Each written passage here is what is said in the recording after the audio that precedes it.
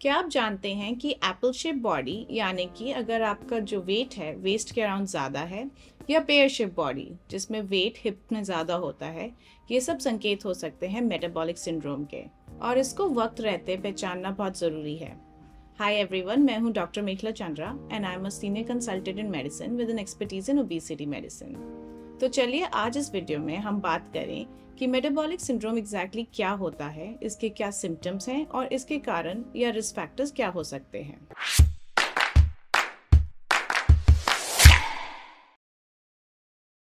Metabolic syndrome, जिसे हम syndrome x, insulin resistant syndrome या डिसमेटाबॉलिक सिंड्रोम के नाम से भी जानते हैं, ये कोई डिजीज नहीं है बल्कि हेल्थ कंडीशंस का एक ऐसा समूह है जो एक साथ मिलकर डिजीजेस करती हैं, जैसे कि कार्डियोवास्कुलर डिजीज यानी कि heart diseases, type 2 diabetes and stroke होने के रिस्क भी बढ़ा सकते हैं।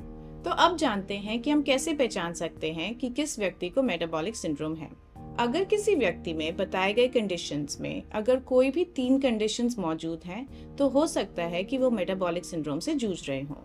Conditions like excess belly fat, hyper triglyceridemia यानी कि ट्राइग्लिसराइड्स बढ़े हुए हैं, low levels of HDL cholesterol जिसे हम गुड कोलेस्ट्रॉल के नाम से भी जानते हैं, एलिवेटेड ब्लड शुगर लेवल्स या हाई ब्लड प्रेशर। तो अब जानते हैं कि मेटाबॉलिक सिंड्रोम्स के लक्षण क्या होते हैं। मेटाबॉलिक सिंड्रोम से जुड़े अधिकतर डिसऑर्डर के कोई स्पेसिफिक साइंस या सिम्टम्स तो नहीं होते।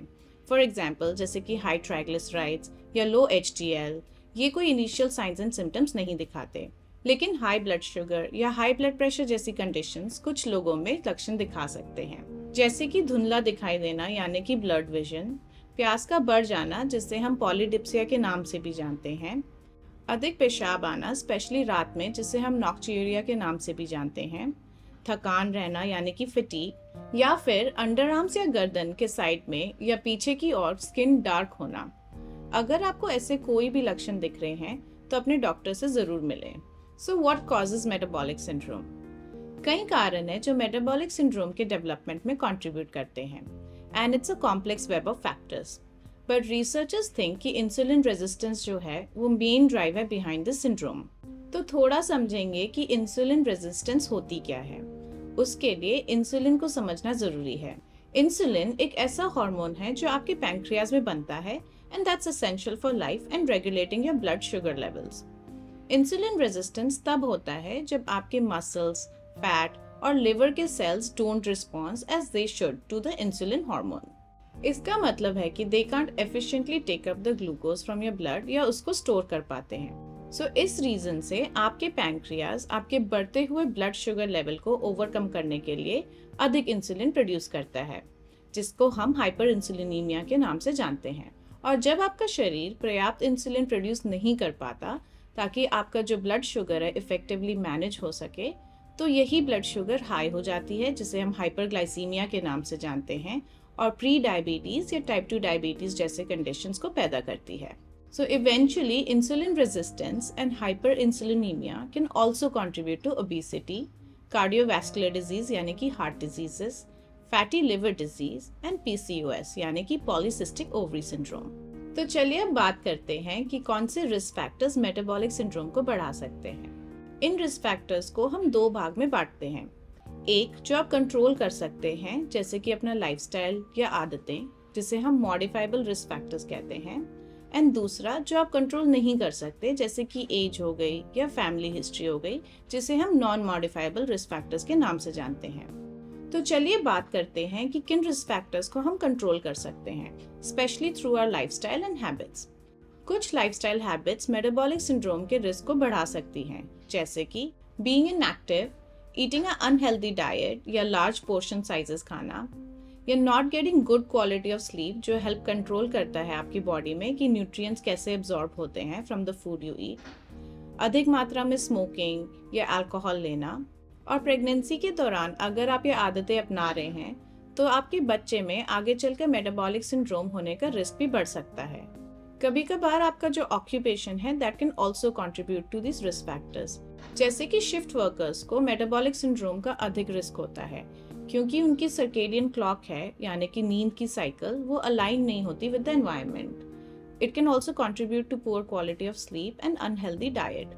एंड अल्टीमेटली ये प्रॉब्लम्स कंट्रीब्यूट करती हैं कि आपकी बॉडी कैसे न्यूट्रिएंट्स को अब्जॉर्ब करती है।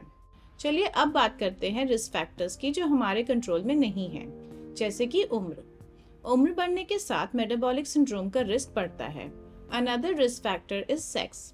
स्पेशली ओल्डर एडल्ट्स में देखा गया है कि महिलाओं को मेटाबॉलिक सिंड्रोम होने का रिस्क पुरुषों से अधिक होता है। इसका मेन कारण है कि मेनोपॉज के बाद हार्मोनल चेंजेस होते हैं जो कि कंट्रीब्यूट करते हैं towards a large waistline, high blood sugar levels और गुड कोलेस्ट्रॉल यानी कि HDL कोलेस्ट्रॉल को कम करते हैं, जो अल्टीमेटली कंट्रीब्यूट करता है to increase risk for metabolic syndrome. आपकी family history and genetics also play an important role. आपके जीन्स आपके वेट को और इंसुलिन के प्रति आपकी बॉडी कैसे रिस्पॉन्ड करती है उसको इफेक्ट कर सकते हैं। तो अगर आपके परिवार में किसी को भी diabetes, high blood pressure, cholesterol issues या जो कंडीशंस हमने मेंशन करी वो प्रेजेंट हैं, तो आपको मेटाबॉलिक सिंड्रोम होने का रिस्क अधिक हो सकता है। यहाँ तक कि कुछ मेडिकल कंडीशंस आपके मेटाबॉलिक सिंड्रोम के रिस्क फैक्टर्स को बढ़ाती हैं, जैसे कि PCOS यानी कि polycystic ovary syndrome, problems with your immune system यानी कि ऑटो इम्यून डिसऑर्डर्स जैसे कि psoriasis can also raise your risk. Sleep problems जो हमने मेंशन किया कि अगर आपको इनफ स्लीप नहीं मिल रही, जिसे हम स्लीप डेप्रिवेशन कहते हैं, सर्केडियन रिदम डिसऑर्डर्स जो शिफ्ट वर्कर्स में दिखता है, and a condition called sleep apnoea can also raise your risk. ये ध्यान रखिए कि कुछ मेडिसिन भी इसकी रिस्क को बढ़ा सकती हैं, जैसे कि कुछ मेडिकेशंस जो यूज करी जाती हैं to treat allergies, bipolar disorder, depression, HIV, schizophrenia, they can sometimes increase your risk. तो आज इस वीडियो में हमने जाना कि मेटाबॉलिक सिंड्रोम होता क्या है, इसे कैसे पहचाना जा सकता है, इसके सिम्टम्स क्या हैं और क्या कॉजेज एंड रिस्क फैक्टर्स हैं। हालांकि ये कोई बीमारी नहीं है, बल्कि कुछ हेल्थ कंडीशंस का एक ऐसा समूह है जिसे वक्त रहते डिटेक्ट और ट्रीट नहीं किया गया तो किसी सिवियर डिजीज को कंट्रीब्यूट कर सकता है। तो चलिए हम हमारी नेक्स्ट वीडियो में जानेंगे कि कैसे इसको डायग्नोज किया जाता है, इसके क्या ट्रीटमेंट ऑप्शंस अवेलेबल हैं।